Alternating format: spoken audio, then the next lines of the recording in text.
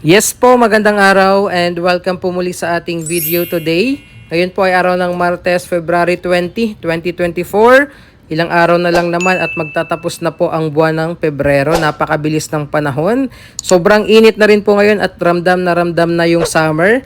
Right now po, andito tayo sa SM Mall of Asia at yung exact location natin ay dito sa nadagdag po na attraction last year, no? Yung tinatawag po na Sky Garden dito sa SM Mall of Asia. So pwede kayo dito kung gusto niyo po no ng overlooking view ng Manila Bay o kaya ng MOA Seaside. So ayan po.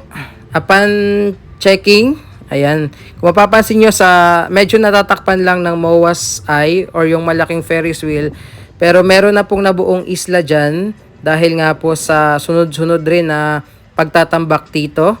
So dito po lang po ito sa may bandang left side ng SM MOA. Meron pa tayong mga makikitang isla dito po sa may pinakaharap mismo kung saan tayo nandito. So akala ko kanina itong mga nasa gitna ay mga dredging vessel. Yun pala, upon zooming ng ating camera, mga hele-helerang fish pen pala ito sa laot po ng Manila Bay. And ayan naman yung Conrad, in case hindi po kayo familiar dito sa area, no? Katabing-katabi lang din po yan ng MOA. So again, ito yung tinatawag na Sky Garden. Pwede po kayong pumasyal dito. Pwede kayong mag-sightseeing. And meron pa dun sa may bandang unahan na makikita nyo mamaya. Yung mga bata, no, pwede dito. Kita nyo naman, enjoy na enjoy. Yun nga lang, sobrang init sa ngayon dahil tanghaling tapat po yung oras natin ngayon. Maganda siguro pa sunset or gabi yung punta nyo dito para dun sa mga bata. And ayan, so dito na tayo sa mismong pinakaharap ng Sky Garden kung saan kitang-kita nyo yung MOA Seaside. Ganoon na rin po yung kahabaan ng Manila Bay dito sa may Pasay area. Ayan. So isla dito sa may bandang gitna at sa may bandang kanan. And zoom natin yung ating camera para mas makita nyo po. Ayan po. So sa ngayon, yan na yung mga gabundok na buhangin na nabuo dito po sa harap mismo ng SM Mall of Asia dahil nga po sa kaliwat ka ng buhos ng buhangin dahil po sa ongoing reclamation project. And naaktuhan din natin ngayong tanghali, no? Ayan, merong isang dredging vessel dito na nagbubuhos ng buhangin. Ayan po. Talagang gabundok na yung mga buhangin dito. So isa po yan sa mga makikita nyo pag pumunta kayo dito sa Sky Garden and nai-imagine nyo na po ba yung magiging itsura nito, no, pagdating ng mga susunod na 5 hanggang 10 taon. So most likely, yung dating tinatambayan po natin na MOA Seaside or yung seawall dito ay syempre matatakpan na rin yan ng mga buildings and structures pagdating po ng araw. Pag natayuan na ito ng mga iba't ibang structures po, yung binubuhusan ngayon ng buhangin. Ayan, so ito yung kanina na nakuhanan natin na natatakpan po ng MOA's Eye.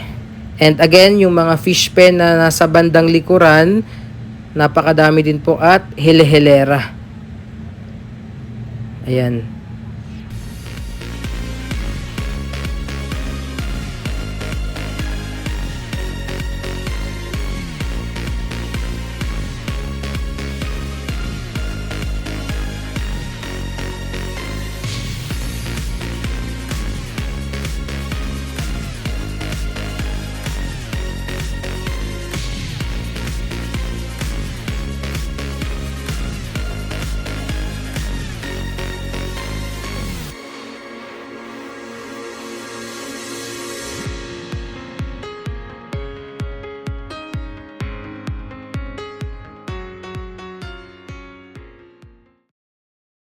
So punta naman tayo dito sa kadugtong nitong Sky Garden. Ngayon lang ako nakapunta dito ng daytime kasi madalas gabi, no, nung punta natin dito, especially nung December, nung holiday season saan punong-puno ito ng mga makukulay na pailaw. So dito po medyo mas malawak na area yung pwede nyong pasyalan at makita. Ayan, may mga benches, may mga upuan, may mga lamesa, Actually, dito sa banda, no, pwedeng humiga-higa dyan yung mga tao. So, yun nga lang, ganitong oras na tanghali, talagang napakainit po dito. Dahil open area po ito, and nakakatuwa dahil meron ng ganitong open space dito po sa SM Mall of Asia. Ayan, so ikot muna tayo para ma-familiarize din po kayo, lalo po sa mga hindi pa nakapasyal dito sa Sky Garden ng SM Mall of Asia. Actually, meron pa sila ditong develop right now, no? Ayan, oh, meron hagdan, paakyat pa dito sa, ayan, pinaka roof deck nitong SM Mall of Asia facing Manila Bay. Yun nga lang, ginagawa pa siguro right now and close pa. Pero abangan natin soon, pag nagbukas na rin yan, for sure may mga bagong na aabangan tayo dyan dito sa MOA. Okay, so ayan. Dito ulit tayo sa harap. At ito po yung sa may bandang right side na ng Sky Garden. And again, ito yung view ng SMC side. And ayan, again yung mga buhos, tambak, at yung mga nabuong isla dito po sa laot ng Manila Bay. Ayan, napakasarap lang at medyo malakas yung hangin dito. Kitang-kita nyo naman po sa galaw ng mga dahon ng nyog.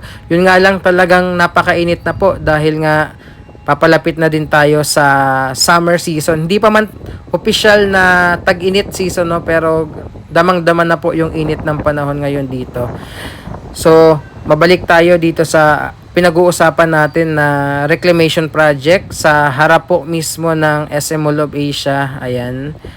Kung ayaw nyo naman dito, pwede po kayo dyan sa may seawall umupo, no? Or pagmasdan yung mga pagbuhos ng buhangin dito po sa harap ng MOA Seaside. Ayan po.